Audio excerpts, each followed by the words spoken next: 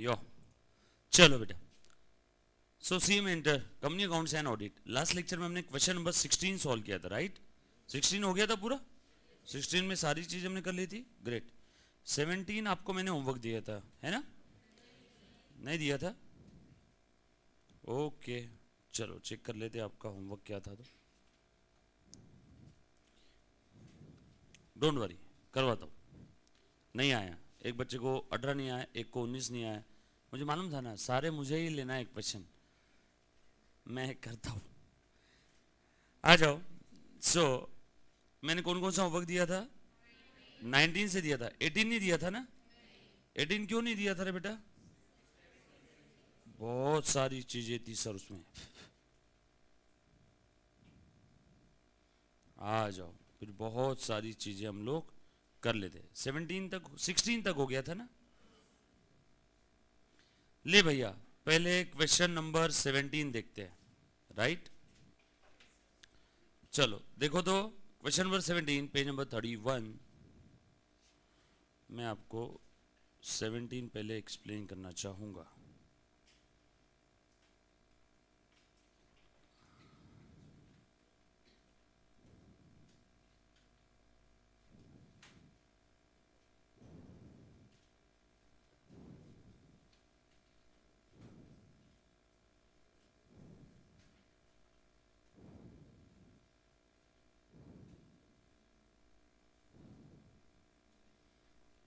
भाई साहब 17 में तो बहुत सारी चीजें दी इन्होंने।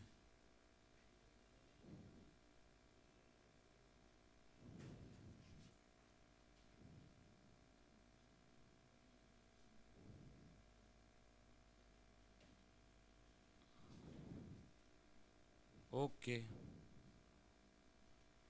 कर लेते हम लोग। आ जाओ, क्वेश्चन नंबर 17 देखो क्या दिया है 17 में।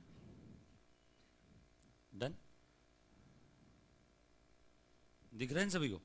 सो देखो तो बेटा क्या दिया है, following information, again important question है बेटा। कंपनी अकाउंट चल रहा है आपका, जो पहला वाला टॉपिक चल रहा है ना, 50% पेपर मिल जाएगा आपको इस टॉपिक से, क्योंकि कंपनी अकाउंट में सबसे ज्यादा इंपॉर्टेंट यही टॉपिक है। डन, आ जाओ। सो बैलेंस शीट दिया बेटा आपको रिलायंस कंपनी का as on 31 December 18। Liability side दे दी है, issued paid up capital less calls in arrears 1 lakh equity shares of rupees 10 each, PL account, dividend equalization reserve, general reserve, development debit reserve, capital reserve, security premium, CRR and current liability। ठीक है, और asset side भी दे दी है। Non current asset में fix asset थी, current asset में cash bank. अरे कैसी एकदम फीकी कंपनी है देखो, non current asset, current asset, इसके अलावा और इसमें कुछ दिख ही नहीं रहा है। नॉन करंट असेट में भी बस फिक्स असेट है और कैश बैंक है। बाकी करंट असेट में no bill receivable, no debtors, no cash balance, जो भी है बैंक में ही है। ठीक है, अच्छा ऊपर में कुछ देखो नए आइटम दिख रहे हैं जो हमने आज तक देखे नहीं है। आपने बचपन में देखा होगा कहीं पे, इधर उधर basics of accounts, basic terms के अंदर में, जैसे डिविडेंड इक्विलाइजेशन रिजर्व। क्या है बेटा डिविडेंड इक्विलाइजेशन रिजर्व? एनीबॉडी? ये बताना जरूरी है, इसके बगैर हम लोग आगे नहीं जा पाएंगे। बोलो, कोई ऑनलाइन ऑफलाइन? एनीबॉडी? हाँ चलेगा, हिना राजपुरोहित लेता हो बेटा। नो, और कोई? फटाफट से ट्राई करो। अच्छा देखो मैं बता देता हूँ डिविडेंड इक्विलाइजेशन रिजर्व क्या है। एक छोटा सा एग्जाम्पल सुनना ना, ये 1 अप्रैल 2022 से 31 मार्च 2023, यहाँ पे कंपनी के कुछ मेंबर्स थे, इन्होंने यहाँ पे परचेस किया था, है ना, शेयर्स। उसके बाद शेयर्स बोलो, यूनिट बोलो, कोई सिक्योरिटी बोलो, कुछ लोगों ने बीच में परचेस किया था, अप्रैल मई जून जुलाई अगस्त सितंबर, 1 अक्टूबर को परचेस किया था। यहाँ पे कुछ लोगों ने परचेस किया था, ये न्यू है। और डिविडेंड यहाँ पे दे रही है कंपनी, डिविडेंड यहाँ पे दे रही है, बरोबर है क्या? अब सभी को डिविडेंड मिलेगा ना इस दिन। रजिस्टर ऑफ शेयर होल्डर में जिन जिन का नाम है, अब उसमें ये ओल्ड वाले भी लोग हैं और न्यू भी लोग हैं, इन सभी को डिविडेंड मिलेगा ना। तो सबको डिविडेंड मिल रहा है, इनको भी मिल रहा है, इनको भी मिल रहा है, तो ये ओल्ड वाले लोग नाराज हो गए, अरे ये तो गलत है, हम तो पहले दिन से थे, हम पूरे साल भर थे, ये सिर्फ 6 महीना है, फिर भी इनको पूरा डिविडेंड और हमको भी पूरा डिविडेंड। ये तो गलत चीज़ है। इनको हिसाब से देखा जाए तो कितना मिलना चाहिए? आधा। Yes or no? इनको कितना मिलना चाहिए? आधा। बट इनको दिया कितना? पूरा, सबको दे दिया। मान लो ओल्ड के अंदर में थे नंबर 100, न्यू में थे, आपको समझाने के लिए नंबर 50, सभी को डिविडेंड कितना दे दिया? 2 रुपये पर शेयर। सो इनको ओल्ड वालों को दिया 100 @ 200, न्यू वालों को भी दिया 50 थे ना @ 100, टोटल दे दिया 300। फिर न्यू वालों को बोला नहीं नहीं, आपको तो पूरा नहीं मिलना चाहिए, आपको आधा ही मिलना चाहिए। तो भैया आपको कितना एक्स्ट्रा दिया? 1 रुपये, है ना। न्यू वालों को कितना एक्स्ट्रा दिया? 1 दिया ना, टोटल था 2। न्यू वालों ने 6 महीने बाद आए थे तो उनको मिलना चाहिए था आधा, तुमको भी कितना मिला? 2। चलो एक वापस करो, तो न्यू वालों से हम लोग 50 थे ना न्यू में, तो @ 1 50 वापस ले लिया, ये ले लिया उनसे, क्या बोल के कि भैया आपको हम लोग पूरा डिविडेंड दे रहे, आपको आधा ही मिलना चाहिए, तो आपसे हम लोग आधा ले लेंगे। तो ये जो है ना 50, ये है डिविडेंड इक्वलाइजेशन रिजर्व। ये जो 50 लिया वो है डिविडेंड इक्वलाइजेशन रिजर्व। इक्वलाइजेशन नाम में मीनिंग है इक्वल फुटिंग पे लाने के लिए। अब ये दोनों इक्वल फुटिंग पे हुए, अब ये भी खुश हो गए और ये भी खुश। भैया तुम 6 महीने के लिए थे, तुमको 6 महीने का, तुम साल भर के लिए थे, साल भर का। अब हमने दोनों को क्या कर दिया? इक्वल पे लेके आ गए। तो इक्वल पे लाने के लिए कंपनी ने इनसे लिया है कितना? 50 लिया और इनको पूरा 1 साल का दे दिया और वापस कितना ले लिया? आधा। तो वो जो आधा लिया कंपनी ने, वो कंपनी का रिजर्व है। कौन सा reserve? Dividend equalization reserve. Equal footing पे लाने के लिए हमने वो डिविडेंड इक्वलाइजेशन रिजर्व में पैसा ट्रांसफर कर दिया। सर एक काम करना था ना, उससे ऐसा देते ही आते थे। नहीं ना बेटा, दे दो एक बार का सबको, और उसके बाद में फिर देखो, कोई 3 महीने था उससे ले लो 75% वापस, कोई 6 महीने था उससे 50% वापस ले लो। देते समय कंपनी एक बार का पूरा दे देती है। ये और नो, है ना। रियल लाइफ के अंदर में आपको ये प्रैक्टिकल लाइफ में डिविडेंड इक्वलाइजेशन रिजर्व देखने नहीं मिलता है, क्योंकि सब कंप्यूटराइज कैलकुलेशन होते हैं, तो ऑटोमेटिकली उस हिसाब से ही डिविडेंड दिया जाता है सभी को, बरोबर है क्या? सो ये जनरली कहाँ पे यूज होता है मालूम है क्या? यूटीआई कंपनीज के अंदर में, यूनिट ट्रस्ट ऑफ इंडिया, है ना, जहाँ पे यूनिट्स लेते हैं आप लोग, है ना। म्यूचुअल फंड्स के अंदर में इन्वेस्ट करते हो, यूनिट्स आप लेते हो कोई तो स्कीम के, आपने 6 महीने बाद लिया तो आपको प्रोपोर्शनली 6 महीने का मिलता है। कैसे? पूरा 1 साल का दे देते, उतना 6 महीने का वापस कर लेते, है ना। देते समय आपको उतना कम दे देंगे, बट वो एंट्री पूरी अलग अलग दिखाएंगे, पहले पूरा दिया उसका और ये एडजस्ट किया उसका। तो ये जो वापस लिया आपसे, ये हो गया dividend equalization reserve. Equal footing पे लाने के लिए, इक्वल फुटिंग पे लाने के लिए हम लोग जो सामने वाले से ले रहे हैं वो हो गया हमारा डिविडेंड इक्वलाइजेशन रिजर्व। कंपनी का फायदा ही एक टाइप से है, यस और नो, ले रही है ना कंपनी उनसे। आ जाओ और क्या दिया है देखना जरा। उसके बाद है डेवलपमेंट रिजर्व, होगा कोई तो डेवलपमेंट पर्पस के लिए नॉन प्रॉफिट से थोड़ा सा हिस्सा साइड में निकाला होगा। उसके बाद कैपिटल रिजम्पशन रिजर्व पता है, कैपिटल रिजर्व पता है, सारी चीजें पता है, दैट्स इट। इधर में नॉन करंट और current. The board of directors of the company took the following decision to forfeit the shares. Okay, पहला रहेगा फॉरफिचर का एंट्री। दूसरा, issue fully paid bonus shares of ₹1 at 1 fully paid for every 2। Ratio क्या हो गया? 1:2। To pay bonus to the partly paid shares at an equivalent rate as in B above without collecting any amount from the related shareholder। अच्छा, bonus भी हम लोग दे रहे partly paid shares को, but पूरा नहीं दे रहे। बोनस अगर पूरा हो रहा है 100 रुपए का शेयर, तुम्हारा 8 रुपीज पेड अप है 80%, तो तुमको कितने का मिलेगा? 80 रुपए का बोनस। इक्विवेलेंट, प्रोपोर्शनेट, ये सर। सो बोनस दोनों को मिल रहा है, फुल्ली पेड को भी और पार्टली पेड वालों को पूरा नहीं मिल रहा है, प्रोपोर्शनेट मिल रहा है। To reissue forfeited shares of at ₹12 each as fully paid up। paid up लिख दिया इन्होंने, ये होना चाहिए paid up। To pay dividend equivalent to 10% on the share capital including bonus share, सभी को डिविडेंड भी दे रहे। To issue right share in the ratio 1 fully paid up for every 4, right का रेशियो हो गया 1:4, and to use minimum balance of profit and loss account। Simple है, फटाफट से आप लोगों को क्या बोला है बेटा? एंट्रीज पास करना है। सारा capital reserve realise in cash है। ओ वाओ, मतलब हम लोग कैपिटल रिजर्व यहाँ पे यूज कर सकते हैं फॉर द बोनस, क्योंकि रियलाइज्ड इन कैश है। अगर ये नहीं दिया रहता तो हम लोग कैपिटल रिजर्व को यूज नहीं करते, बरोबर है क्या? आगे 1/5 of the development rebate reserve is free, मतलब क्या? डेवलपमेंट रिबेट रिजर्व में 1/5 यानी 20% क्या ये फ्री रिजर्व है, बचा हुआ 4/5 यानी 80% नॉट अ फ्री रिजर्व, मतलब ये बोनस और डिविडेंड के लिए यूज नहीं होगा और ये यूज होगा। सिंपल है, ये लिखा है, मतलब वहां पे इंग्लिश को हिंदी में ट्रांसलेट किया तो 1/5 यानी 20% development rebate reserve is free, free means free reserve, right? आ जाओ, किसी को क्वेश्चन में कोई तकलीफ है तो पूछो एक बार। Pass the necessary journal entry, anybody, online offline, question में कोई डाउट? सिंपल है। क्या वो मालूम है क्या, इन्होंने नीचे ना बहुत सारी चीजें दे दी ABCDEFG, और इन सभी की हम लोग को क्या पास करने के लिए बोला है? एंट्री। 1 बाय 1 एंट्री पास कर लेते अब। चलो आ जाओ। सो सबसे पहले मैं एंट्री पास करूंगा, मुन्ना प्लीज ध्यान देना। सबसे पहले मैं एंट्री पास करूंगा to forfeit the shares on which final call of ₹2 each is due. Final call कितने शेयर्स पे ड्यू हुआ रे बेटा? कॉल्स इन अरियर्स 25,000 शेयर्स, ₹2 पर शेयर, कितना है रे बेटा?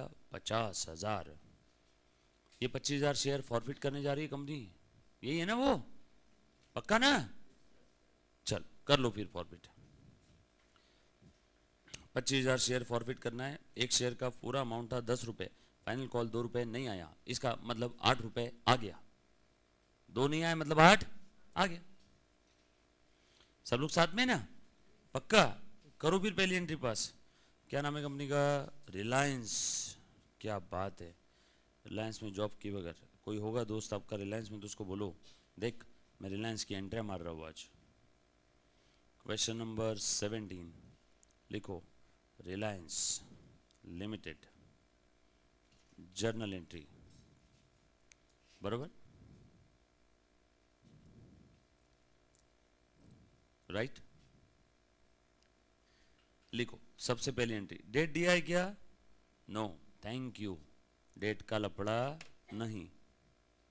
और डेट दिया रहता तो हम लोग डेट के हिसाब से लिखते। ले बोल बेटा, शेयर फॉरफीचर के अंदर में वही 3 सेंटेंस, पहले वाला सेंटेंस कैपिटल कम करो, दूसरा sentence amount received accept premium जब्त करो, तीसरा जो जो नहीं मिला उससे रिवर्स, खेल खत्म। चलो आ जाओ। सो इक्विटी शेयर कैपिटल को कम करो, share capital account will be debited, कितने से? जितने से खड़ा किया था। 25,000 शेयर पे फाइनल कॉल नहीं आया, मतलब पूरा फाइनल कॉल तक कॉल कर दिया, मतलब 2,50,000 रुपए। कैपिटल का क्रेडिट बैलेंस कम करना है तो डेबिट करो, देखो मैंने कम कर दिया। पहला वाला सेंटेंस खत्म। दूसरा अमाउंट रिसीव्ड एक्सेप्ट प्रीमियम जब्त करो। बोलो ₹10 का शेयर था, ₹2 नहीं आए, ₹8 आ गया। बोलो उस 8 में प्रीमियम है क्या? नो, क्योंकि वो 8 तो कैपिटल है। कैपिटल में प्रीमियम रहता है क्या? नो, प्रीमियम अलग से होता है। So to share forfeiture account 25,000 into 8, बोलो बेटा कितना आया? Very good. और जो जो नहीं मिला उसे रिवर्स करो। क्या नहीं मिला? फाइनल कॉल, उसको इन्होंने क्या बोला है? कर दो रिवर्स। ₹2 ना, 25,000 शेयर इंटू ₹2। नरेशन लिखेंगे आप लोग, लिखो बेटा नरेशन, बोलो लिखो नरेशन। कहीं नहीं हो, यहीं पे हो, बुक चेक कर रहे हो, ये सब लोग हैं ना बहुत गंदे, बुक कंप्लीट नहीं है किसी की। लिखो बेटा 25,000 shares were forfeited, 25,000 shares were forfeited for non-payment of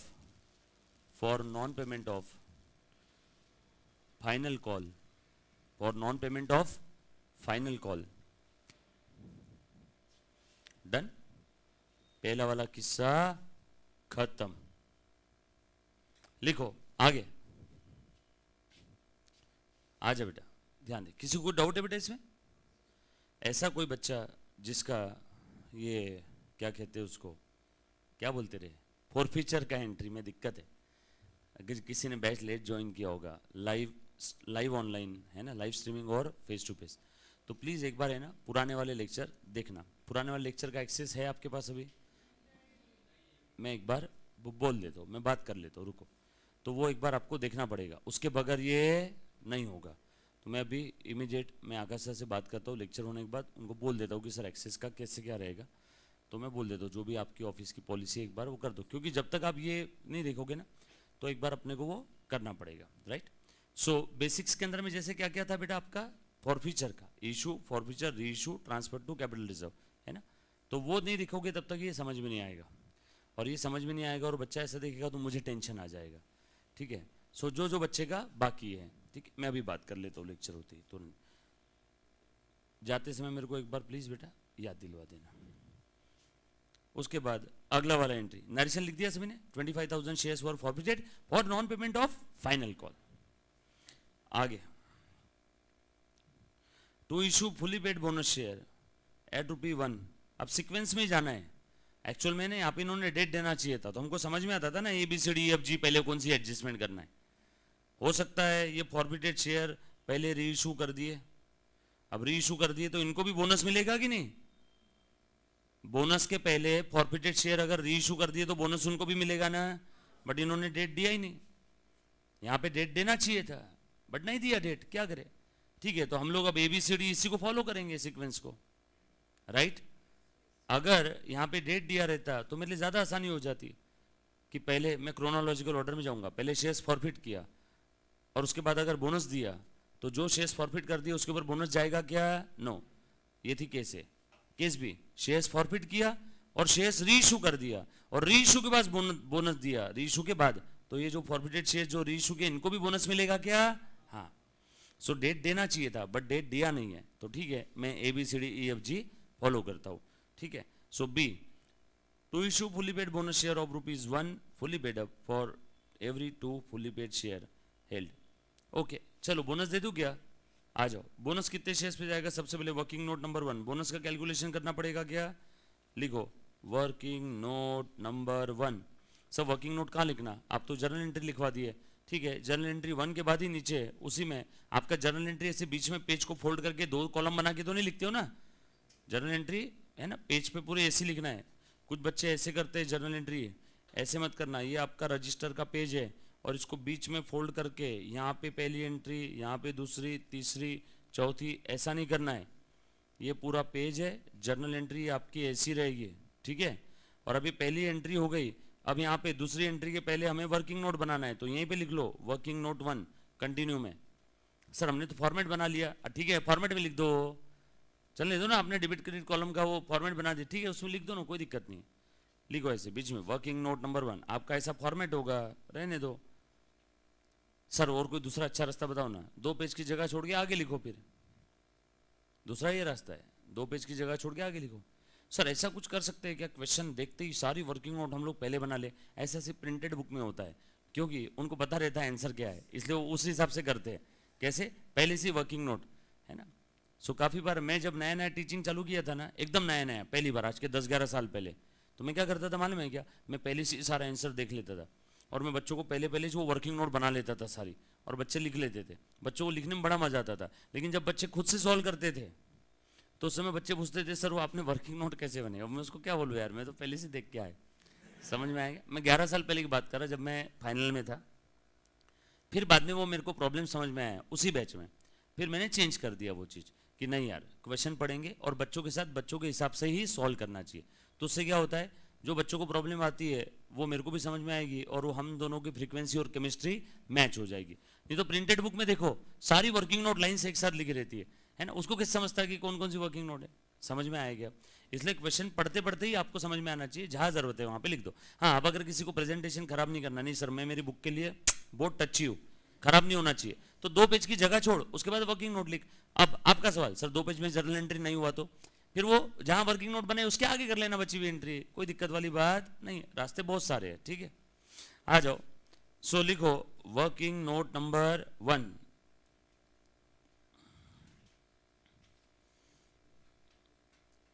लिखो बेटा। क्या लिखेंगे हम लोग इसमें, कैलकुलेशन ऑफ बोनस, बोनस का नंबर और अमाउंट हम लोग कैलकुलेट कर रहे हैं। सर अच्छा हुआ हम 11 साल पहले आपके पास नहीं थे पढ़ने के लिए, नुकसान थोड़ी होने देता है यार। जैसे ही बच्चों ने बोला हमने चेंज किया ना, फिर तुरंत लगेच 1.5 फूट सगळ्यांचीच। आ जाओ। सो टोटल कितने शेयर्स थे बेटा? 2,25,000। उसमें से फॉरफिट कितने कर दिए? लिखो total number of shares 2,25,000 minus उसमें से फॉरफिट कितने कर दिए? 25,000। बोलो बचे कितने? 2 लाख। बरोबर है क्या? सो ये 2 लाख शेयर्स फुल्ली पेड है क्या? अब ये है बैलेंस, और ब्रैकेट में देखो मैं क्या लिख रहा हूं, फुल्ली पेड। बरोबर, फुल्ली पेड है, इनको पूरा बोनस मिलेगा। बोलो कितना बोनस मिल रहा है? रेशो बताओ, रेशो बोनस का पक्का ना? 1:2। बाद में फिर वो इनका अलग से हिसाब करता हूँ। ये एक शेयर है और ये एक है 1 लाख।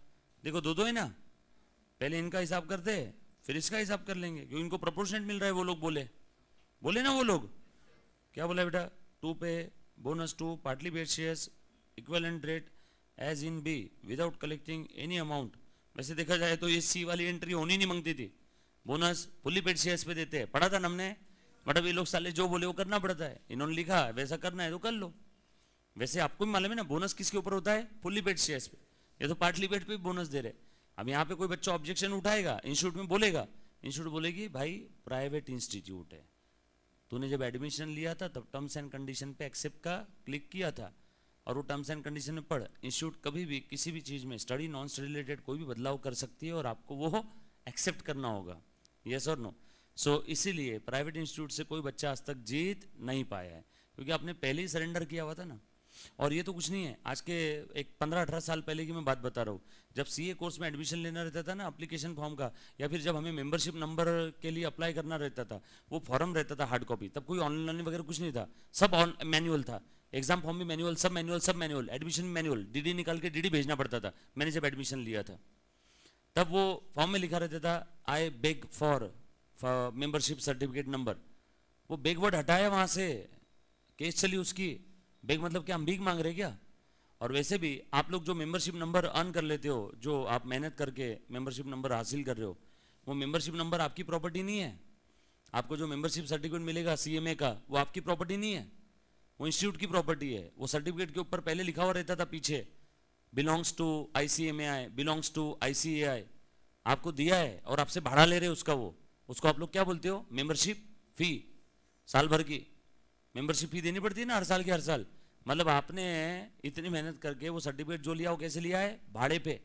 हर साल का उसका रेंटल है, मेंबरशिप फीस बोल के लेती है इंस्टीट्यूट आपसे, और वो आपकी प्रॉपर्टी नहीं है, इंस्टीट्यूट की है। इसलिए इंस्टीट्यूट कभी भी छीन सकती है। अगर कोई सीएम है रास्ते में दारू वारू पी के कुछ दंगा मस्ती कर रहा है, कोई भी ऐसी हरकत कर रहा है जिसके ICMAI का नाम खराब हो, ICMAI उसको रिप्रीमांड करेगी, वार्निंग देगी, वार्निंग 1 2 3। उसके बाद उसका टेम्पररी सर्टिफिकेट ब्लॉक कर देगी, 1 साल 6 महीने 2 महीने 3 महीने के लिए बाहर कर देगी। वो प्रैक्टिस नहीं कर सकता है, फिर भी नहीं सुनता है वो, तो परमानेंट उससे उसका मेंबरशिप सर्टिफिकेट छीन लेगी। हर साल में 2-4 ऐसी केसेस होती है। तो इसीलिए, क्योंकि अगर आपकी प्रॉपर्टी होगी तो आपसे कोई छीन सकता है क्या? फिर आप कुछ भी करो, इसीलिए वो प्रॉपर्टी आपकी नहीं है, बिलोंग्स टू ICMAI। बराबर है क्या? सो ध्यान रखना है सारी चीजें। आपको मेंबरशिप फीस आगे वैसे भी इंस्टीट्यूट लेने वाली है, बहुत खलता है, मालूम है क्या? इतनी मेहनत करके, पूरी जवानी खर्चा करके, सारी दुनियादारी को इग्नोर करके ये सर्टिफिकेट हासिल किया, और आखिर में इंस्टीट्यूट आपसे उसका हर साल क्या लेती है? मेंबरशिप फीस लेती है ना? सर कितनी रहती है? रहती है कुछ 6-7 हज़ार रुपये। बाप रे बाप सर, हर साल? हाँ, लाइफ टाइम देना है, लाइफ टाइम। बरोबर सर, उस हिसाब से जो बच्चे ने सोच के रखा होगा मैं GST ऑडिट का इतना लूंगा CMA बनने के बाद, उसने रब से फीस बढ़ा दी। 8,000 लेना था, अब मैं 10,000 लूंगा। अरे मेंबरशिप फीस का खर्चा कहाँ निकालोगे? फीस ज़्यादा लेना पड़ेगा ना आपको, है ना? चलो आ जाओ, अच्छी चीज़ है वो। इंसान कुछ ना कुछ क्या है उससे एक चीज़ ये रहती है कि हर साल आपको इंस्टीट्यूट के साथ कम्युनिकेट करना पड़ता है। आप ऐसा मत समझना कि आपका इंस्टीट्यूट का पाला छूट जाएगा। अभी स्टूडेंट बोल के आपका इंस्टीट्यूट का कनेक्शन है, तो बाद में मेंबर बोल के रहेगा। मैगजीन्स अभी भी आती है, बाद में भी मैगजीन्स आएगी आपके घर पे, बाद में मेंबर्स वाली आएगी। अभी कौन सी आती होगी? स्टूडेंट्स वाली जर्नल, बाद में मेंबर्स वाली आएगी आपके पास। आ जाओ। सो फुल्ली पेड है, इसके ऊपर बोनस कितना दे रहे? बोनस रेशो लिखो, bonus ratio 1:4। Therefore number of bonus share 1:2। हाँ ध्यान है आपका। बोलो कितना आ गया बेटा? 1 lakh shares, bonus amount 10 lakh रुपए। ओह वाह, ये एक किस्सा खत्म हो गया इसी में। नाउ 1 लाख शेयर्स थे क्या वो दूसरे? कितने बेटा? 2,25,000। 2,25,000 का 25,000 चले गए, बच्चे 2 लाख। 2 लाख का 1:2। ए नहीं रे बेटा, 10 लाख रुपए है, 10 लाख शेयर्स नहीं है तृप्ति। ठीक है, चलो आगे। उसके बाद नाउ 1 लाख इक्विटी शेयर्स थे ऑफ ₹10, 4 पेड अप। 4 मैंने 40% क्या? देखो तो टोटल नंबर ऑफ शेयर्स कौन से है ये? Partly paid. लिख दो ना ऐसा धीरे से नीचे, पार्टली पेड कितने? 1 lakh multiplied by bonus ratio 1:2। Therefore कितना है बेटा? 50,000 multiplied by percentage of paid up capital. Proportion में बोला है ना, 10 रुपए का शेयर 4 पेड अप है, बोलो कितना प्रपोर्शन हो गया? 40%। कितना प्रोपोर्शन हुआ? 40%। सही बोल रहा हूं ना? In the proportion of their paid up capital बोला है, 40% देंगे। बोलो बेटा 40% कितना आएगा इसका? सो इन बेचारों को बोनस शेयर्स कितने मिलने वाले हैं? देयरफॉर बोनस का अमाउंट कितना हो जाएगा?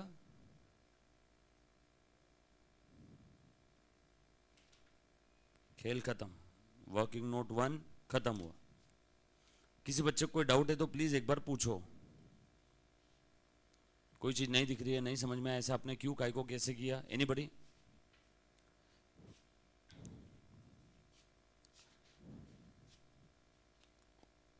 फोर्टी % नहीं समझा एक बच्चे को? देख बेटा क्या बोला था इन्होंने क्वेश्चन में? To pay bonus to the partly paid share at an equivalent rate as in B above without collecting any amount from the related share holder. Partly paid share holders को इक्विवेलेंट रेट पे देंगे। Fully paid वालों को कितना दिया? 100% समझ लो। तो partly paid वालों को कितना देंगे? 40%। सुन वापस बता, इन्होंने क्या बोला? सुना मुन्ना सुन, पार्टली पेड वालों को फुल्ली पेड वालों के कंपैरिजन में इक्विवेलेंट बोनस देंगे। रुको, पहले फुल्ली पेड वालों के हिसाब से बोनस मैंने निकाला, पहले फुल्ली पेड वालों के हिसाब से निकाला। पार्टली पेड होने के बावजूद भी पहले देखो, फुल्ली पेड वालों को भी 1:2 दिया ना, तो पहले मैंने फुल्ली पेड के हिसाब से निकाला, वो आया 50,000। और फिर उन्होंने बोला कि पार्टली पेड वालों को इक्विवेलेंट मिलेगा। पार्टली पेड का कितना है बेटा? 10 रुपए में 4 रुपए पेड अप है, यानी 40% हुआ है क्या? इसीलिए मैंने 40% ले लिया। अभी समझा बेटा? कृष्णा तिवारी, पहले फुल्ली पेड के हिसाब से निकाला, जैसा ऊपर निकाला था सेम वैसेज, और उसके बाद प्रोपोर्शनेट कर दिया। पक्का समझा? Anybody? Krishna? Okay, thank you thank you thank you. Number of share partly paid 1 lakh कैसे आए? अरे दिया है ना यहाँ पे, ए प्रभु, ये देखना, ये 1 लाख ही है ना, एक 10,000 10,000 लाख, 1 लाख शेयर से। ठीक है, ओके, थैंक यू। आ जाओ आगे बढ़ते। सो ध्यान देना सभी ने, ये तो मैंने निकाल लिया बोनस का। चलो फटाफट से एंट्री पास करो अभी बोनस की। सबसे पहले टोटल बोनस अमाउंट बता दो, 10 लाख और 2 लाख, बरोबर है क्या? ये इसमें ऐसा भी कर सकते हैं। हाँ मुन्ना ध्यान देना, ये देखो एक चीज और ध्यान देना, ये ना इंस्टीट्यूट ऐसे भी कर सकती है कि ये जो 1 लाख रुपए के ऊपर 50,000 आए ना, ये 50,000 शेयर्स मल्टीप्लाइड बाय 10 रुपए कितना हो गया? 5 लाख रुपए, बरोबर है? 50,000 बोनस आया था ना पार्टली पेड वालों को फुल्ली पेड के हिसाब से। फिर उसके बाद कितना पेड अप है? 40%, तो कितना आ गया? 2 लाख। चेक करो तो, या फिर इनको ऐसा बोल देगी 50,000 शेयर हम आपको दे रहे हैं ऑफ ₹10, बट पेडअप कितना है इसके अंदर में? पेडअप है 4 रुपीज। पेडअप कितना है बेटा 4। प्रथम ध्यान दे बेटा, पेडअप कितना रहेगा, पूरे 50,000 शेयर ही देंगे, 20 नहीं देंगे, पूरे 50,000 शेयर देंगे, लेकिन उसमें अमाउंट पेडअप 4 रहेगा। बरोबर है क्या, 50,000 शेयर देंगे लेकिन उसमें अमाउंट पेडअप कितना रहेगा 4 रहेगा, वो भी चलेगा। अल्टीमेट अमाउंट कितना आ रहा है 2 लाख ही आ रहा है। क्लियर सर, ये लास्ट वाला एक बार पार्ट बता दो। 1 लाख शेयर्स थे partly paid up, 1 lakh shares into 1:2 यानी कितना आ गया 50,000। ये फुल्ली पेड वालों के हिसाब से, जितना फुल्ली पेड वालों को दिया उतना मैंने रेशो बना करके यहाँ पे लिख दिया। उसके बाद खेल खत्म, ले भैया ₹4 पेडअप वाला शेयर दे रहे, बोनस के फॉर्म में क्या दिया ₹4 पेडअप वाला शेयर। बोल कितना हो गया तेरे पास बोनस 2 लाख, या फिर 1 lakh share into 1:2 50,000 share multiplied by 40% paid up था ना, ब्रैकेट में लिख रहा हूँ सीन्स 4 आउट ऑफ 10 पेडअप, इसीलिए 2 लाख रुपए। कैसे भी करो, अभी समझा, क्लियर है। सो मैं यहाँ पे क्या दे रहा हूँ, बोला नहीं क्वेश्चन के अंदर में सिर्फ इतना बोला है इक्विवेलेंट में दे रहे, अब इक्विवेलेंट नंबर अमाउंट कुछ तो बोलना चाहिए, कुछ भी नहीं दिया। हाँ अल्टीमेटली अमाउंट सेम ही आएगा, कितना है बेटा 2 लाख रुपए। ठीक है आ जाओ, चलो मैं एंट्री पास कर रहा हूँ बेटा, फटाफट से ध्यान दे दो। सो बोनस के लिए कितना अमाउंट चाहिए 10 और 2 12, ये देखो 10 और ये 2 12 लाख। चलो यार पास करो entry.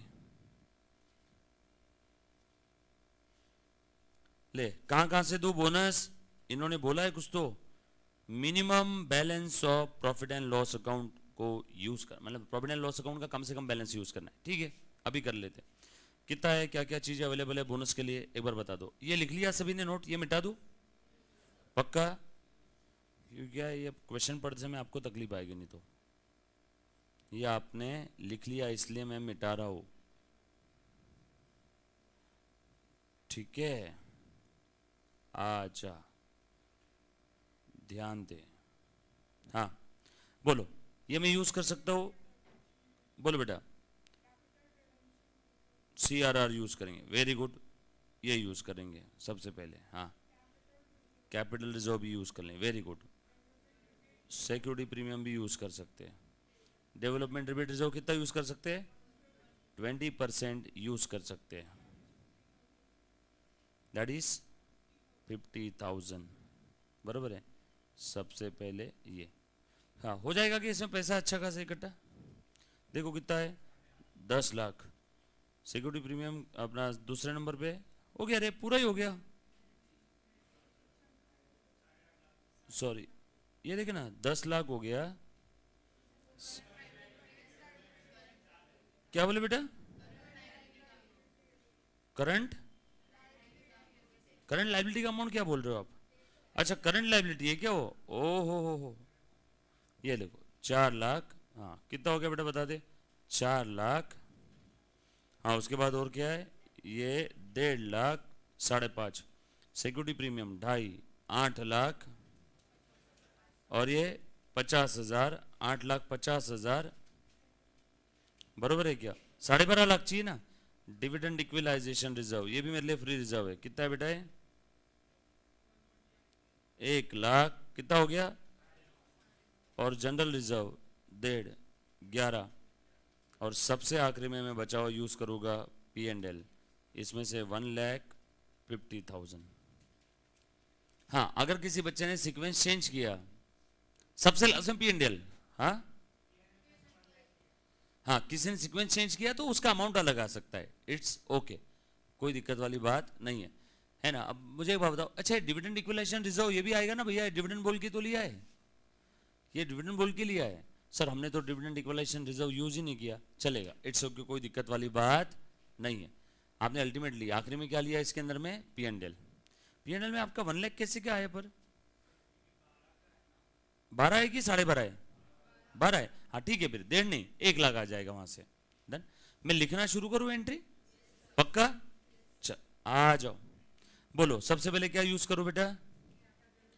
Capital redemption reserve account debit, कितना है रे बाबा? 4 लाख। उसके बाद क्या यूज करूं? कैपिटल रिजर्व अकाउंट डेबिट, कितना है? उसके बाद securities premium account will B debit, कितना है बेटा? 2,50,000। उसके बाद और क्या यूज करूं? डेवलपमेंट रिबेट रिजर्व कितना अवेलेबल है? 1/5 ओनली, 50,000। बोला है ना क्वेश्चन में, डीआरआर सिर्फ 1/5 अवेलेबल है। हाँ, डीआरआर के बाद क्या यूज करो? डिविडेंड इक्विलाइजेशन रिजर्व, ये भी फ्री रिजर्व ही है। हाँ, कितना यूज करो? 1 लाख। उसके बाद और क्या यूज करो? जनरल रिजर्व, कितना यूज करो? 1.5 लाख। हाँ, उसके बाद और क्या यूज करो? P&L बैलेंसिंग फिगर, कितना यूज करूंगा? 1 लाख। 2 बोनस पेबल, कितना हो गया बेटा?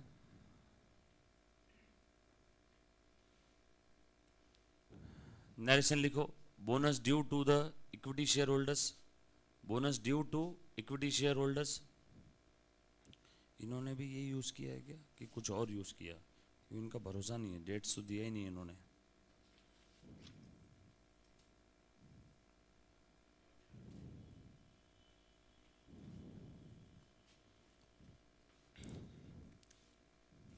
बराबर, ऑल सेट।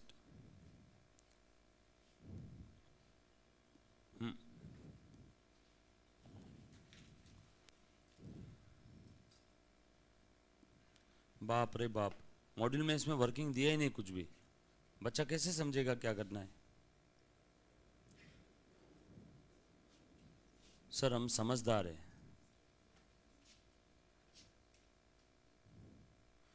आ जाओ। हाँ हाँ, इन्होंने अलग अलग दिया है, इट्स ओके, कोई दिक्कत नहीं। नेक्स्ट, बोनस दे दूं क्या? Bonus payable account will be debited to equity share capital, 12 lakh, 12 lakh. Bonus shares issued, yo Krishna. Next entry, bonus का भी किस्सा खत्म। लिखा बेटा सभी ने? To reissue the forfeited shares at 12 each, fully paid up. Forfeited shares reissue कर दिए फुल्ली पेड बोल के। अच्छा, ये देखो ये वाले, जब हमने शेयर फॉरफिट किया था तो कितना अमाउंट फॉरफिट किया था? 2 लाख। 2 लाख का कंपनी का फायदा हो गया था। सेम शेयर कंपनी ने रीइशू कर दिए, कैसे? As fully paid. Bank account कितने में दिए रे बेटा एक शेयर पर? हाँ हाँ हाँ, एक शेयर कितने में दिया लेकिन? एट ₹12 एज फुल्ली पेड, एक शेयर 12 में दे दिया। भाई साहब अच्छा ही महंगा दे दिया रे इन्होंने, 3 लाख रुपए में चले गए। To equity share capital, fully paid बोल के दिया है ना, इंटू 10, ऊपर का 2 रुपये कहाँ जाएगा? वेरी गुड, 25,000 मल्टीप्लाइड बाय 2, 50,000 रुपए। नरेशन लिखेंगे मेरे साथ साथ, लिखो नरेशन। एंट्री लिखा? प्लीज नरेशन लिखना बेटा, लिखा एंट्री? नरेशन लिखो, forfeited shares were reissued, forfeited shares were reissued, forfeited shares were reissued as fully paid, as fully paid for ₹12, as fully paid for ₹12। Rishabh भैया किधर है आज?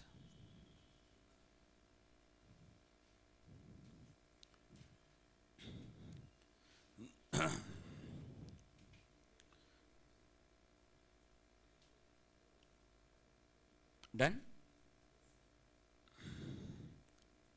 उनको बोलना हमारी शुभकामनाएं तुम्हारे साथ है, जल्दी जल्दी आ जाओ। लिखा बेटा सभी ने? नेक्स्ट एंट्री बता दे बेटा क्या रहेगा, लो फटाफट से कंक्लूड करते हैं इसको। ये हो गया, देन ये टू पे डिविडेंड। हाँ बेटा, अच्छा हाँ, ये कैपिटल रिजर्व का तो कर दो। बताओ रे बेटा, बगैर बोले एक चीज समझनी होगी। थैंक यू मौसी। बोलो फायदा कितने का हुआ? जब ये शेयर्स फॉरफिट किए थे तब 2 लाख का फायदा हुआ था। सेम शेयर्स सारे के सारे री इशू कर दिए तो नुकसान हुआ 0 का।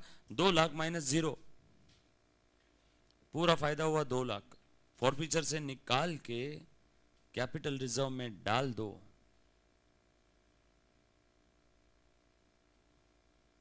Net profit on reissued shares transfer to capital reserve.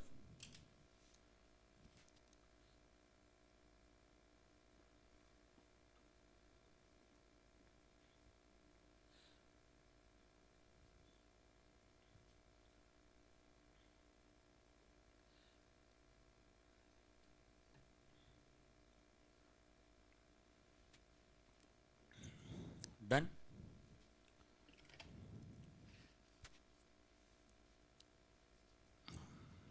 चलो आगे। नेक्स्ट आगे क्या बोला बेटा इन्होंने? डिविडेंड भी दिया भाई साहब। To pay dividend equal to 10% on the share capital including bonus shares. 10% dividend दे दिया भैया। लिखो डिविडेंड का वर्किंग नोट। अब चलो दिमाग लगाओ तो मुझे डिविडेंड निकाल के बताओ। डिविडेंड किस पे निकालते हैं? Paid up capital, paid up face value, बराबर ना? और कहां से देते हैं? Profit free reserve, yes or no? चलो working note number 2, calculation of dividend, बराबर? निकाल बेटा, कितना आ रहा है बता? 3,85,000। कैसे 3,85,000 है बेटा? पेडअप कैपिटल कितना है हमारा यहाँ पे? पुराना वाला था वो, अच्छा वो 25,000 शेयर्स भी हमने रीइशू कर दिए ना। सो ये देखो ऐसा लिख दो, dividend is equal to paid up capital multiplied by rate. कितना है? 10% है ना? 10 है? कितना है? 10। ओके, अब पेडअप कैपिटल में क्या क्या आ जाएगा देखो जरा ध्यान देना। पेडअप कैपिटल ये 2,25,000 शेयर्स, बरोबर है क्या? सर 2,25 नहीं ना, 25 तो फॉरफिट कर दिए। अरे रीइशू भी तो कर दिए ना वापस। बोनस कितने दिए बताओ? ये तो फुल्ली पेड है, तो ये हो गया 22,50,000। फुल्ली पेड है, फुल्ली पेड है। सर नहीं ना, फाइनल कॉल आने का बाकी था। अरे फाइनल कॉल आना बाकी था इसलिए फॉरबिट कर दिया और रीइशू कर दिया फुल्ली पेड बोल के, तो सारे फुल्ली पेड है। हाँ बोनस कितने दिए? बोनस डायरेक्ट अमाउंट ही लिख दो ना, 12 लाख रुपए का। बोनस में पेडअप कैपिटल कितना है? 12। यहाँ पे पेडअप कैपिटल कितना है? 22,50। और क्या बेटा बताओ? वो 1 लाख शेयर्स है ना, 1 लाख शेयर्स पार्टली पेड। कितना? 4 रुपए पेडअप है क्या? तो ये कितना हो गया? 4 लाख। बता दो तीनों की टोटल पेडअप कैपिटल की। टॉ टॉ टॉ करो बेटा, टोटल कितना रहे? 38 lakh. Very good, 38,50,000। Working note number 3, working note number 3 into 10%, 3,85,000। ऐसे निकाला बेटा? वेरी गुड, बहुत सही।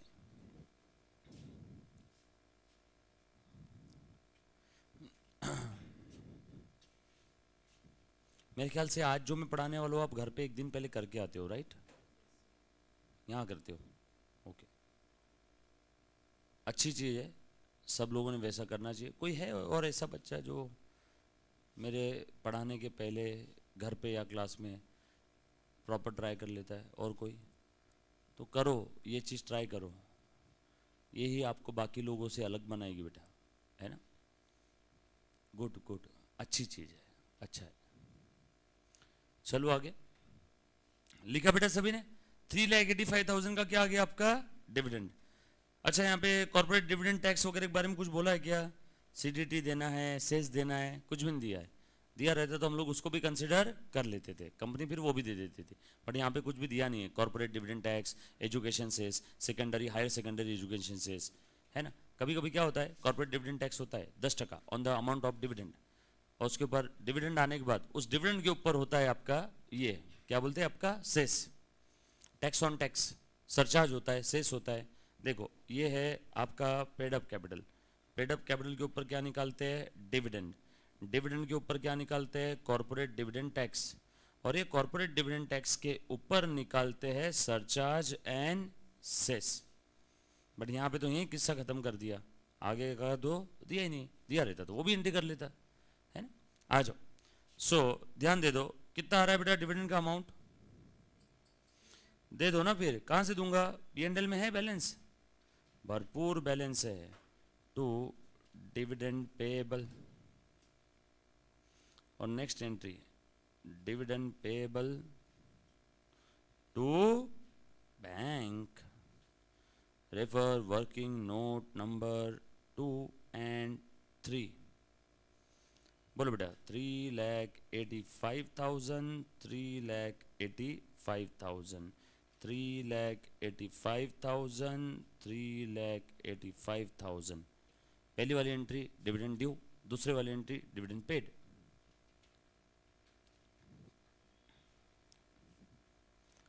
डन।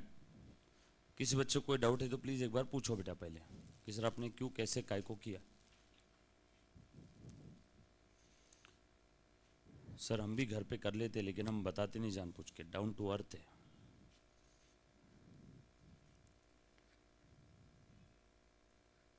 लिखा बेटे सभी ने, वेरी गुड। 6 और 7 नंबर की entry, refer working note 2 and 3, refer working note number 2 and 3।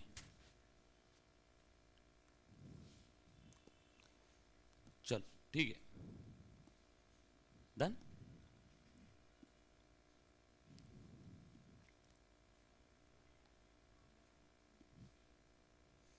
Fan का बटन कहाँ है पर,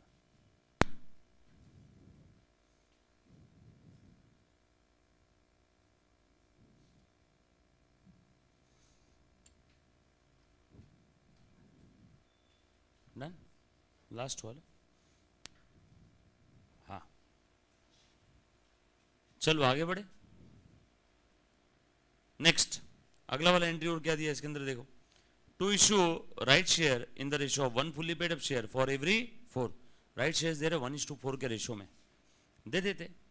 देखो तो बेटा, for existing fully paid up shares held after the bonus issue, ओ हो फुल्ली पेड अप पे राइट शेयर्स है, गलती से पार्टली पेड अप पे निकाल लोगे, ठीक है। आफ्टर बोनस इशू दिया है, ठीक है। बोनस इशू के बाद फुल्ली पेड अप शेयर्स कितने हैं फटाफट से कैलकुलेट करके बता दो। चलो लिखो वर्किंग नोट नंबर 4। आगे के क्वेश्चंस कितने दिए रहे इन्होंने, कौन कौन से टॉपिक पे दिए, निकालो तो बेटा। कॉन्सेप्ट्स और कौन कौन से कवर किए हैं,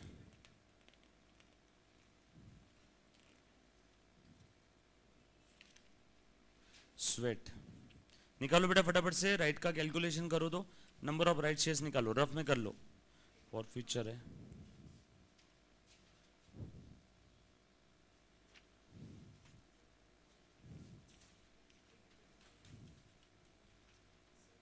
हाँ बेटा 81 250 राइट शेयर्स आपने कैलकुलेट किए, ठीक है बेटा। बाकी बच्चों का आ गया कि सभी का,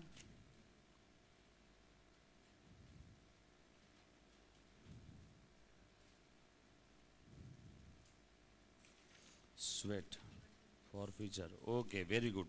सभी का 81 250 आ रहा है, मतलब 81 50 250 करेक्ट है क्या? बायबैक बायबैक के बाद है प्रेफरेंस 56 250, ठीक है। Debentures debentures, sinking fund, underwriting, oh wow, बहुत सारी चीज़ें दी। और फिर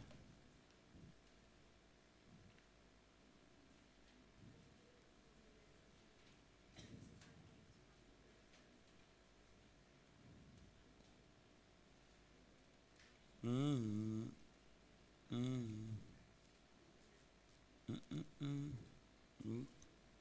हम्म, हम्म, जो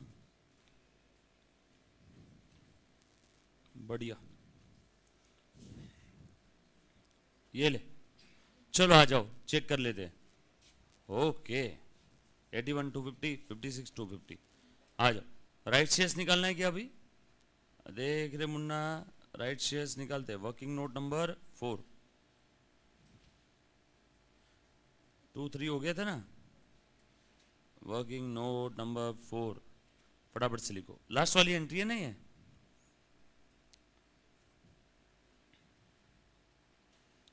आपका 60% पोर्शन ये पहले स्टडी नोट पे, अगर मैं समय के हिसाब से देखूँ तो पहली बार 4 स्टडी नोट है आपको टोटल, एक अकाउंटिंग स्टैंडर्ड का, बाद में ऑडिट है, तो उसमें आपका 60% पहले वाले स्टडी नोट पे कवर हो जाएगा पूरा। वर्किंग नोट नंबर 4 है ना कि 5 है? Right shares on fully paid shares ही आएगा, पार्टली पेड नहीं, बरोबर है क्या? चलो आ जाओ, फुल्ली पेड शेयर्स कितने जरा बता दो तो मुझे। पहले वाले थे 2,25,000, 25,000 फॉरफिट किए और वापस 25 री इशू कर दिए, तो नंबर से कितने हो गए? 2,25,000। राइट का रेशो क्या है बेटा? हाँ हाँ, वो नहीं नहीं, मैं पूछ रहा हूँ राइट का रेशो क्या है? 1:4,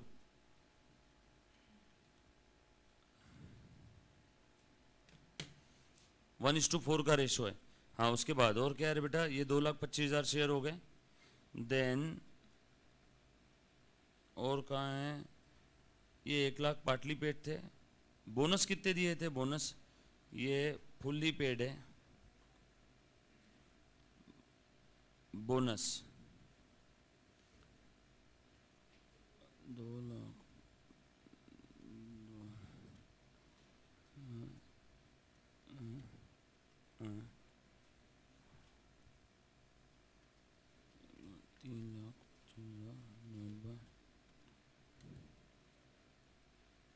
3,00,000, 1,00,000 bonus shares on fully paid shares, बरोबर है क्या?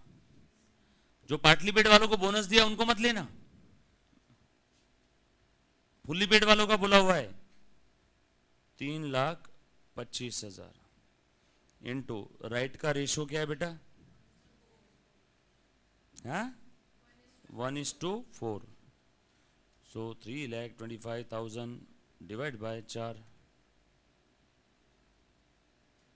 Number of right shares 81,250, 81,250, that's it, game over.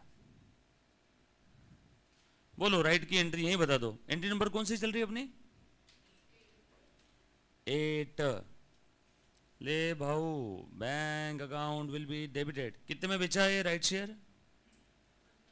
15 रुपए, क्या बात कर रहे हो?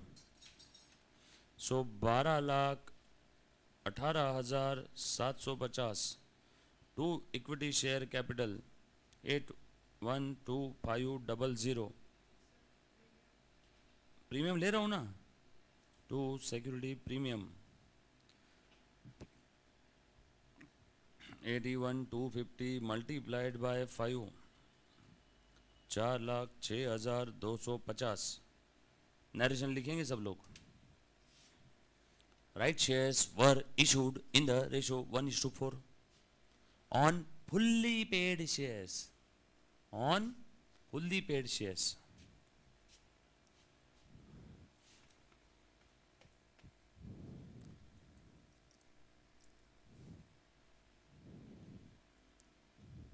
यार कहीं तो ट्रिप जाएंगे यार एक आध बार अगस्त मंथ में, जिंदगी झंड हो गई पूरी। हाँ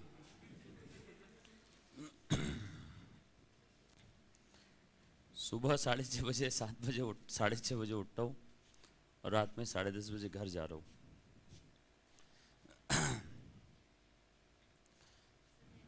है ना? क्या बोले बेटा? लिखो ना, right shares were issued in the ratio 1:4 on existing fully paid shares. वापस बोलो, right shares were issued in the ratio 1:4 on existing fully paid shares. Done? Right shares were issued, yes Anshul, हाँ बेटा आपको भी इनवाइट, मतलब invitation सभी के लिए है। जितने जितने बच्चों का नामांकन रजिस्ट्रेशन ट्रिप के लिए हो जाएगा उस हिसाब से मैं बसें बोल दूंगा। देखते एक बार, कुछ तो करना पड़ेगा। हाँ आ जाना, उसमें क्या है। You are also part and parcel of AAC, part and parcel of AAC, part of AAC ना। चलो लिखा बेटा सभी ने? ये तो इंफॉर्मेशन था ना। डन? नेक्स्ट क्वेश्चन नंबर, ये कौन सा था बेटा हमारा? क्या आप बात कर रहे हो, मुझे लगा 18 पढ़ा हमने। चलो से 18 17 हो गया, नाउ 18 फटाफट से। MC limited was registered. 18 try किया था क्या आपने?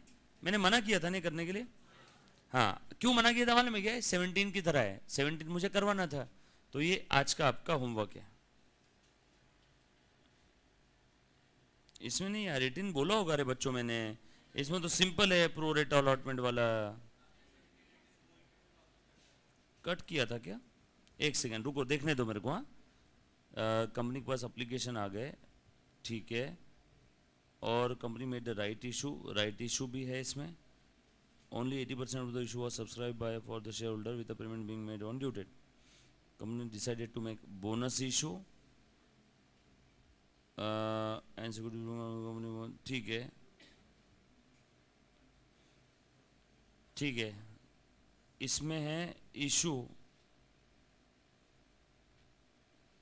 राइट इशू और बोनस इशू। हाँ अब आप ट्राई कर सकते हो, ये होमवर्क है। इशू, राइट इशू और bonus issue, right issue, right issue और बोनस इशू। बट इसके अंदर में आपको एंट्री नहीं पूछी है, आपको शेयर कैपिटल अकाउंट पूछा है। ये तो और भी आसान है, एंट्री सोचना है और पोस्टिंग कर देना है। शेयर कैपिटल अकाउंट पूछा है, सिक्योरिटी प्रीमियम अकाउंट पूछा है, बराबर है। और आपको पूछा है कि ultimate number of the shares कितने रहेंगे आखिरी में इस इंसान के, है ना। एक होल्डर था, उसने इतना पैसा दिया, इतना नहीं दिया, कैलकुलेट कर पाओगे। जो पार्ट नहीं आया मुझे मालूम है, नहीं आया तो मुझे वापस बोर्ड पे लेनी है, बट ईजी है। सिर्फ क्या करना है, शांति में एक बार क्वेश्चन पढ़ना। जो बच्चा स्टार्टिंग से लेक्चर देख रहा है उसने ट्राई करना है। जिसका आज पहला, दूसरा, तीसरा, चौथा, पांचवा दिन है उसने ट्राई नहीं करना है, उसको नहीं आएगा। नहीं तो फिर तो अगर पहले दिन वाला बच्चा भी सॉल्व कर रहा है तो आप इतने दिन से फिर तो क्या कर रहे हो? Yes or no? सो पहले जिसका पहले 3-4 दिन अभी भी बैच ज्वाइन करके हुआ है उससे नहीं होगा। बाकी जो बच्चों ने ट्राई करना है, होमवर्क है 18 नंबर का, इजी है, ट्राई करना, चिंता मत करना बेटा। अब स्वेट इक्विटी के पहले लेंगे फॉर फ्यूचर। स्वेट इक्विटी पे इन्होंने सम लिया ही नहीं सर, क्यों? स्वेट इक्विटी है क्या, बता दो सर एक बार का। सम भले ही नहीं लिया, बता देता हूँ। आप सभी लोगों को मालूम है section 53 of the companies act 2013 क्या बोलता है? No company can issue shares at discount. ऐसा 53 बोलता है, बट उसमें एक्सेप्शन है 54। उसमें एक्सेप्शन क्या है? 54। सो 53 बोलता है no company can issue shares at discount except shares issued under section 54। 53 बोलता है डिस्काउंटेड प्राइस पे नहीं चलेगा। हाँ अगर आप 54 सेक्शन के तहत शेयर इशू कर रहे हो तो डिस्काउंटेड प्राइस पे चलेगा। आज के डेट में कोई भी कंपनी डिस्काउंटेड प्राइस पे शेयर इशू नहीं कर सकती। आप डिस्काउंट का लालच देख के आम जनता का, मैंगो पीपल का, पब्लिक का पैसा छीन नहीं सकते, इसलिए डिस्काउंट प्राइस पे शेयर इशू करना अलाउड नहीं है। बट हाँ अगर कोई कंपनी स्वेट, पसीना, अगर कोई कंपनी के लिए पसीना बहा रहा है तो ऐसे एम्प्लॉय को या डायरेक्टर को company sweat equity share issue कर सकती है डिस्काउंटेड प्राइस पे। ये स्वेट इक्विटी शेयर सब किसके लिए आपको समझ में आ गया होगा? ये आम जनता के लिए नहीं है, जो कंपनी के लिए पसीना बहा रहा है। कौन है? Specified class of employees and directors of the company. बस वो लोग जो कंपनी के लिए अपना इंटेलेक्चुअल, अपना स्किल, अपना इंटेलेक्चुअल प्रॉपर्टी, स्किल, अपना समय, अपना पसीना बहा रहा है, किसके लिए? कंपनी के लिए, उन्हीं को कंपनी डिस्काउंटेड प्राइस पे शेयर्स देगी।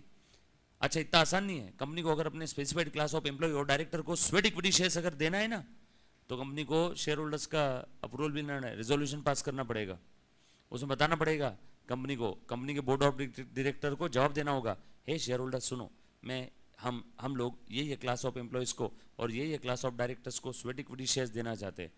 शेयर होल्डर्स ने पूछा, स्वेट इक्विटी शेयर्स मतलब सस्ते में, डिस्काउंटेड प्राइस पे, डिस्काउंटेड प्राइस मतलब फेस वैल्यू से भी कम। शेयर होल्डर्स ने पूछा क्यों? क्योंकि ये लोग दिन रात यूज कंपनी के लिए पसीना बहाते हैं, इसलिए। शेयर होल्डर्स ने पूछा कितने शेयर्स देना चाहते हैं? ये हर एक इंसान को हम लोग इतने शेयर्स देना चाहते हैं। शेयर होल्डर्स ने पूछा उसके अंदर में क्या तुम हो डायरेक्टर? डायरेक्टर ने बोला हाँ हम भी है उसमें, हमको भी मिलेंगे। शेयर होल्डर्स ने पूछ लिया ऐसा आपने क्या कर लिया कि आपको शेयर्स देना पड़ रहा है सस्ते रेट पे, सस्ते रेट पे? तो ये सारी इंफॉर्मेशन बोर्ड ऑफ डायरेक्टर्स को कहाँ देना पड़ेगा? नोटिस में। शेयर होल्डर्स को देना है नोटिस में कि इतने शेयर्स, ये मार्केट प्राइस है, इतने में दे रहे, ये फेस वैल्यू है, क्यों दे रहे, किस किस को दे रहे, कितने शेयर्स दे रहे, कब दे रहे, और जो एम्प्लॉय को शेयर्स दे रहे वो कंपनी के साथ कब से है, पता चला उसने कल कंपनी ज्वाइन किया और आज आप उसको स्वेट इक्विटी शेयर्स दे रहे। पसीना निकला कहाँ उसका एक दिन में? उसका एसोसिएशन कंपनी के साथ कब से है ये भी बताना पड़ेगा, कितने टेन्योर से वो एम्प्लॉय कंपनी के साथ है, उस एम्प्लॉय का डायरेक्टर के साथ क्या कनेक्शन है, उस एम्प्लॉय के पास ऐसा क्या इंटेलेक्चुअल स्किल है कि आप उसको शेयर्स दे रहे सस्ते में, यस और नो, ये सारी चीजें बतानी पड़ेगी। एंट्री कॉपी पेस्ट सेम है। डिस्काउंट वाली एंट्री, सर डिस्काउंट वाली एंट्री क्या है? अरे 10 का शेयर 9 में दिया, 10 का शेयर 9 में दिया, बोलो bank account debit 9, discount on issue of shares account debit 1, 2 equity share capital 10। Sweat equity मतलब बस नाम ही भारी लगता है, इसमें एंट्री कोई कैसी है वैसी जैसी हम लोग आज तक देखते थे, इसीलिए इंस्टीट्यूट ने यहाँ पे कोई प्रैक्टिकल क्वेश्चन दिया ही नहीं। समझ में आया सभी को? पक्की बात। सर ये जो डिस्काउंट है ये कहाँ दिखेगा? मेरा आपसे सवाल है, P&L अकाउंट के बैलेंस शीट के दोनों में? सोचो और बताओ। P&L रेवेन्यू एक्सपेंस है, वो बैलेंस शीट में दिखेगा सिर्फ, और बैलेंस शीट में कहाँ दिखाओगे? असेट में। बोलो बोलो बोलो, दोनों में दिखेगा। सर कैसे? अब ये जो डिस्काउंट दिया कंपनी ने 1 रुपए का, बराबर है, इसका फायदा कब तक मिलेगा? जब तक वो शेयर रहेगा, जब तक वो शेयर रहेगा। मतलब इसका फायदा फ्यूचर में भी मिल रहा है, मतलब इस 1 रुपए का फायदा सिर्फ 1 साल में नहीं मिल रहा है, इसका फायदा फ्यूचर में भी मिलता जाएगा, मिलता जाएगा, मिलता जाएगा। तो इस 1 रुपए को पूरे 1 साल के प्रॉफिट एंड लॉस अकाउंट में डालना गलत बात हो जाएगी। तो एक काम करते, कुछ तो लॉजिकल बेसिस पे इसको धीरे धीरे धीरे धीरे P&L में डालते जाएंगे और बचा हुआ बैलेंस शीट में लिखते जाएंगे। जैसे आप असेट खरीदते हो ना 1 लाख की, पूरा 1 लाख रुपए P&L के डेबिट में डिप्रिसिएशन बोल के दिखा देते हो क्या? नो, असेट 1 लाख की 5 साल चलने वाली है, इस साल P&L में दिखाया 20, बचा हुआ 80 कहाँ दिखाते हो? बैलेंस शीट में। अगले साल P&L में दिखाया और 20, बचा हुआ 60,000 का दिखाते हो असेट का बैलेंस शीट में, और वो P&L में 20 क्या नाम से दिखाते हो? डिप्रिसिएशन। अगले साल फिर से असेट का डिप्रिसिएशन दिखाए 20, बचा हुआ 40 कहाँ दिखाएंगे? बैलेंस शीट में। सेम ठीक उसी प्रकार से यहां पे भी इस डिस्काउंट को हम लोग धीरे धीरे क्या करेंगे? राइट ऑफ करेंगे। Revenue matching concept, matching matching, पूरा का पूरा discount on issue of share इसी साल के P&L में डाल देंगे तो P&L की कमर टूट जाएगी ना। P&L बोलेगा इसका फायदा तुमको जब फ्यूचर में भी मिल रहा है तो सारा खर्चा, सारा गुस्सा मेरे ऊपर क्यों? फ्यूचर के भी P&L में डालो थोड़ा थोड़ा, सारा खर्चा एक की P&L के ऊपर आ जाएगा तो उस साल तो आप लॉस में चले जाओगे। Yes or no?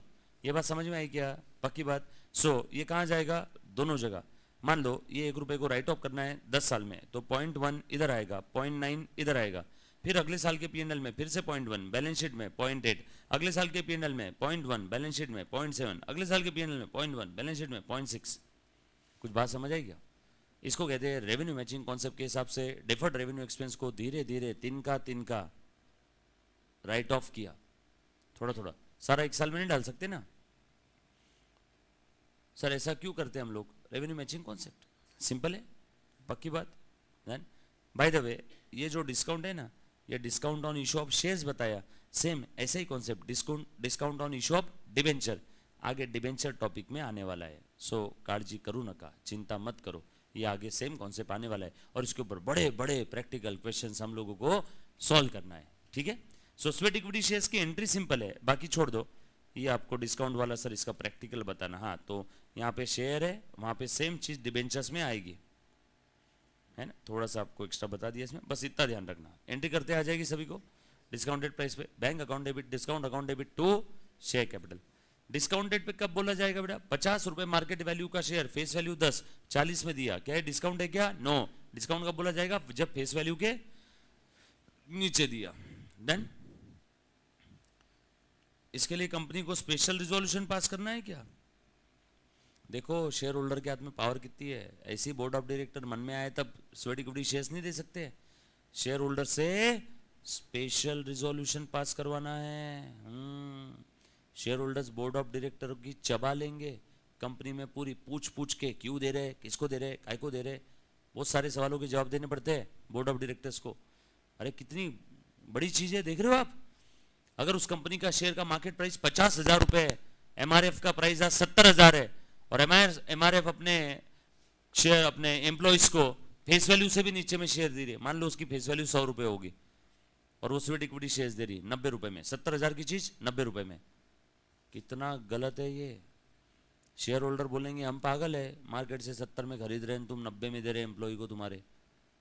समझ में आया क्या? इसलिए यहाँ पे स्पेशल रिजोल्यूशन है, इसलिए यहाँ पे स्पेशल रिजोल्यूशन है। रिजोल्यूशन में सब लिखा होना चाहिए, कितने नंबर ऑफ शेयर्स है, आज की मार्केट प्राइस क्या है, बदले में क्या मिल रहा है तुमको उनसे, एम्प्लॉय से जिनको तुम दे रहे हो, इफ एनी, एंड किस क्लास और क्लासेस ऑफ डायरेक्टर और एम्प्लॉय को दे रहे हो, क्यों दे रहे हो। उसके बाद not less than 1 year as at the date of issue elapsed since the date on which the company had commenced business।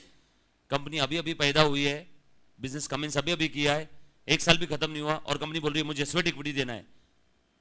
अरे कंपनी ने बिजनेस ही कमेंस अभी पिछले 8 महीने में किया, 1 साल से कम पीरियड हुआ है, बोलो क्या वो company sweat equity share issue कर सकती है क्या? कंपनी का ही पसीना नहीं निकला तो एम्प्लॉय का कहां से निकलेगा? तो भैया ऐसी कंपनी जिसकी बिजनेस कमेंस करके, रजिस्ट्रेशन ऑफ सर्टिफिकेट लेकर के नहीं, बिजनेस कमेंस करके 1 साल से कम का पीरियड हुआ, वो company sweat equity share issue नहीं कर सकती। बड़ा प्यारा क्वेश्चन है। कंपनी इनकॉर्पोरेट हो गई थी आज के 20 साल पहले, लेकिन बिजनेस कब कमेंस किया? अभी 6 महीने पहले। बोलो चलेगा क्या? दोनों अलग अलग डेट है, commencement of business and registration certificate. Incorporation certificate कभी कभी आया हो, बिजनेस कब से कमेंस किया वो बताओ, अभी 6 महीने पहले, तो रुक जाओ, बिजनेस कमेंसमेंट के बाद मिनिमम 1 साल का पीरियड होने दो, उसके बाद स्वेट इक्विटी की बात करेंगे, उसके पहले स्वेट इक्विटी शेयर इशू नहीं कर सकते। Where the equity shares of the company are listed, ओ हो, तो वहां पे सिर्फ कंपनी एक्ट ही नहीं, वो जो आपका स्टॉक एक्सचेंज रहेगा उससे भी परमिशन लेना है। कोई भी भारत में कितने रिकॉग्नाइज स्टॉक एक्सचेंज है? करीब करीब 27 से 28 स्टॉक एक्सचेंजेस है। दो मालूम रहते सभी को, बीएससी एनएससी, बराबर है, बहुत सारे स्टॉक एक्सचेंज है। किसी भी स्टॉक एक्सचेंज पे अगर उस कंपनी का शेयर लिस्टेड है तो स्टॉक एक्सचेंज का अप्रूवल, उसकी रूल्स रेगुलेशन कंडीशन भी फुलफिल करनी पड़ेगी। इतना आसान नहीं है। पब्लिक कंपनी, और उसमें भी वो पब्लिक कंपनी जिसके शेयर्स लिस्टेड है, सारे पब्लिक कंपनी के लिस्टेड नहीं होते हैं। प्राइवेट कंपनी के लिस्टेड होते हैं क्या? नो, प्राइवेट कंपनी इसलिए तो प्राइवेट है, उसका शेयर्स कंफर्म कोई भी स्टॉक एक्सचेंज पे लिस्टेड नहीं रहेगा। हाँ, पब्लिक में 2 बातें हो सकती है, may be listed, may not be listed, but public अगर लिस्टेड है, पब्लिक लिस्टेड नहीं है तो सिर्फ कंपनी एक्ट फॉलो कर। पब्लिक कंपनी अगर लिस्टेड है तो कंपनी एक्ट भी फॉलो कर और वो स्टॉक एक्सचेंज के रूल्स रेगुलेशन भी फॉलो कर। तो देखो क्या बोला है, sweat equity shares issued in accordance with the regulations made by the security and exchange board of India. SEBI के रूल्स रेगुलेशन भी फॉलो करने हैं क्या? यस। सेबी जैसे हमारे लिए ये पुलिस स्टेशन का पुलिस वाला है, वैसे स्टॉक एक्सचेंज के लिए वो सेबी पुलिस वाला है। वो एक सैफ अली खान का मूवी आया था ना, बाजार, देखना आपने, उसके अंदर में वो सेबी का रोल बताया हुआ है, पुलिस है बेटा स्टॉक एक्सचेंज का। बहुत अच्छा मूवी था, कभी समय मिले तो देखना, अच्छी अच्छी चीजें ले लेना मूवी की, बाकी छोड़ देना। आ जाओ आगे। और अगर वो लिस्टेड नहीं है तो फिर जो भी रूल्स और रेगुलेशन है कहाँ पे, एक्ट में, वो सारे अपने फॉलो करना है। आगे, rights limitation restrictions provisions are for being applicable to equity share holders are mutatis mutandis applicable to the sweat equity shares also. Mutatis mutandis जो प्रोविजन नॉर्मल शेयर्स के लिए एप्लीकेबल है, सेम कॉपी पेस्ट, उसी को आप लोग क्या बोलते थे बचपन में? मोटाटिस मोटेंडिस, है ना। मोटाटिस मोटेंडिस नहीं, मोटाटिस मोटेंडिस क्या होता है? अरे वो एक लैटिन टर्म है ना रे, जो तेरे लिए अप्लीकेबल है सेम एज इट इज इसके लिए भी अप्लीकेबल है। तो सेम एज इट इज को वो लोग क्या बोलते हैं, मोटाटिस मोटंडिस। मतलब जो रूल्स रेगुलेशन कंपनी ऑडिटर के लिए है वही रूल्स रेगुलेशन कॉस्ट ऑडिटर के लिए भी है। जो कंपनी सेक्रेटरी की पेनल्टी है, जो सीए की रेगुलर पेनल्टी है, same mutatis mutandis also applicable to CMA. Yes or no? So इसलिए यहाँ पे इन्होंने देखो क्या बोला है, rules regulation restriction limitation provision जो जो नॉर्मल इक्विटी शेयर्स को अप्लीकेबल है वो सारी same as it is applicable to sweat equity share also. Yes or no? And under this section the holders of such shares shall rank pari passu with the equity share holder. पारी पासु क्या होता है? Proportionate. अच्छे ध्यान दें। सो पहले normal equity shares थे, बाद में ये स्वेट इक्विटी शेयर इशू किए। अब अगर कंपनी का धंधा बंद हो जाता है तो वो कैपिटल वापस करना पड़ता है ना ओनर को, तो पहले किसका वापस करेंगे? प्रोपोर्शनेट बेसिस पे पुराने वालों का, और बाद में इनका। इसीलिए पारी पासु रैंक बोला है। Yes or no? आ जाओ accounting treatment when there is no consideration, कुछ मिला नहीं उनसे, मतलब नॉन कैश कंसिडरेशन, तो असेट अकाउंट डेबिट जो भी असेट मिला टू इक्विटी शेयर कैपिटल, और डिस्काउंट भी रहेगा ना, sorry, discount account debit asset account debit to equity share capital. Non cash consideration promoters को दिया तो goodwill account debit discount account debit to equity share capital. उसके बाद where clause is not applicable it shall be expensed as provided in the relevant accounting standard। ओ हो accounting standard number 26 बोलता है intangible asset को right of कर दो, deferred revenue expenditure को right of कर दो। कितने पीरियड में? 10 साल में, है। डोंट वरी, जब अकाउंटिंग स्टैंडर्ड्स आएंगे तब देखेंगे। स्वेट इक्विटी शेयर्स की प्रोविजन समझिए, एंटर है तो सेम है, कॉपी पेस्ट। सो प्रोविजन क्या कहती है? अगर कोई कंपनी अपने existing equity share holder sorry employees और specified class of employees and specified class of directors को शेयर्स देना चाहती है सस्ते में, तो उसको सेक्शन 54 की प्रोविजन फॉलो करना होगा। क्या नाम है उसका? Sweat equity shares. कंपनी का बिजनेस कमेंस होकर के मिनिमम 1 साल हो जाना चाहिए। कंपनी को स्पेशल रिजोल्यूशन पास करना होगा। स्पेशल रिजोल्यूशन के नोटिस में सारी चीजें देनी होगी। अगर वो कंपनी लिस्टेड है तो उसको सेबी के रूल्स भी फॉलो करना है, अदरवाइज सिर्फ कंपनी एक्ट के रूल्स फॉलो करना है। लिस्टेड है तो सेबी और कंपनी एक्ट दोनों भी फॉलो करना है। राइट? क्लियर? पक्की बात? डन। स्वेट इक्विटी के ऊपर एक्चुअली में बहुत सारी प्रोविजन है, यहाँ पे एकदम 20% ही प्रोविजन इन्होंने दी है ना। मे भी शायद आपको इतना काम नहीं होगा इसलिए सीएमए इंस्टीट्यूट ने कम कर दिया, है ना। प्रोविजन बहुत सारी इसके ऊपर में एक्चुअल में, इसीलिए मैं मतलब जब भी बात आती है पढ़ाने की तो मैं सीएमए को कभी मर्ज नहीं करता हूँ। रीज़न क्या है मालूम है? स्वेट इक्विटी शेयर 18 पेज का है। कहाँ पे? सी एंटर में 18 पेज का। मैं पढ़ाता हूँ ना सी एंटर के बच्चों को, 18 पेज यहाँ पे 18 लाइन है क्या? सिर्फ हेडिंग सेम है, हेडिंग सेम है। और टीचर लोग क्या करते काफ़ी बार, हाँ स्वेट बोनस बोनस, पर वहाँ पे बोनस कितना सारा है, वहाँ पे bonus sweat equity share separate topic है। यहाँ पे क्या है? एक पैराग्राफ है दिखने के लिए। फिर क्या होता है, आपको भी वो 18 पेज पढ़ाए जाते हैं और एग्जाम में स्वेट इक्विटी शेयर्स पे क्वेश्चन आता नहीं। वो 18 पेज पढ़ने में आपके 4 दिन गए, 4 दिन वेस्ट, एग्जाम में उसके ऊपर क्वेश्चन नहीं आया। समझ में आएगा? इसीलिए मैंने मतलब जब पहले दिन आया तभी ये बोला था, बोला नहीं सर सिलेबस दिखने के लिए सिर्फ सेम है बट बाकी दिन और रात का अंतर है कुछ कुछ चीज़ों के अंदर में। मैंने देखा खास करके अकाउंट्स में, बाकी आपका बाकी सब्जेक्ट्स देखो काफ़ी हद तक सेम है, टैक्स वगैरह आपका लॉ वगैरह काफ़ी सेम है। बट अकाउंटिंग, क्योंकि चार्टर्ड अकाउंटिंग कोर्स के अंदर में चार्टर्ड अकाउंटेंट्स को, है ना, सीए के कोर्स में अकाउंटिंग कोर है, तो ऑब्वियस सी बात है उनको ये डिटेल में देना होगा। और आपका कॉस्टिंग कोर है, आपका कॉस्टिंग तगड़ा है। आपको जितना कॉस्टिंग है उतना फाइनल में भी नहीं है। और इनफैक्ट सीए फाइनल से तो कॉस्टिंग ही हटा दिया, सीए फाइनल से कॉस्टिंग हटा दिया, क्योंकि कॉस्टिंग उनका फोर्टे है ही नहीं। कॉस्टिंग किसका फोर्टे है? आपका। कॉस्टिंग मास्टर कौन है? आप। अकाउंट्स में मास्टर कौन है? वो। तो वहाँ पे अकाउंट्स डिटेल में है, यहाँ पे कॉस्टिंग डिटेल में है। तो अब देखो ये बस इतना सा है एक्चुअल में। अब इंस्टीट्यूट ने इतना दिया तो ऑब्वियस सी बात है, कॉमन सेंस, इंस्टीट्यूट इसके ऊपर इसी में से पूछेगी। समझ में आया क्या? आ जाओ। लेकिन काफ़ी बार मैं देखता हूँ बच्चे बोलते हैं नहीं सर हम लोग, वो टीचर सीए भी पढ़ाता है, सीएस भी पढ़ाता है, सीएमए भी पढ़ाता है, बरोबर है, तो हम लोग उनके लेक्चर्स ले लेते हैं, हमारा कवर हो जाएगा। फिर वो ढूंढने का काम बच्चे का, तो ढूंढते बैठ तेरे सिलेबस में क्या है, वो वीडियो का टाइम लिखते बैठ कहाँ पे क्या क्या है, तो वो चीज़ तकलीफ हो जाती है। तो जो भी बच्चे हैं डोंट गेट कन्फ्यूज्ड, है ना। सिलेबस एक बार जब भी आपके किसी का लो तो एक बार देख करके लो कि वो सीएमए के लिए कितना उसमें का अप्लीकेबल है। ये सर आ जाओ। अकाउंटिंग ट्रीटमेंट सिंपल है, देखो देखा कि हमने bank account debit discount account debit to equity share capital. और अगर कोई एसेट मिला तो asset account debit to equity share capital, लिखा भी दोनों एंट्री हो। सर यहाँ एसेट थोड़ी है, अरे ये एसेट का ही नाम है, टेक्निकल नो हाउ, इंटेलेक्चुअल, जो भी उसका स्किल यूज कर रहा है। सर टेक्निकल नो हाउ जैसे किसी चीज को करने का कोई तरीका, कोई एक स्किल जो सिर्फ उसी एम्प्लॉय के पास है, तो उससे हमें क्या मिला, वो इंटेंजिबल एसेट मिल गई। सर ये टेक्निकल नो हाउ क्या है, इंटेंजिबल एसेट, और इसका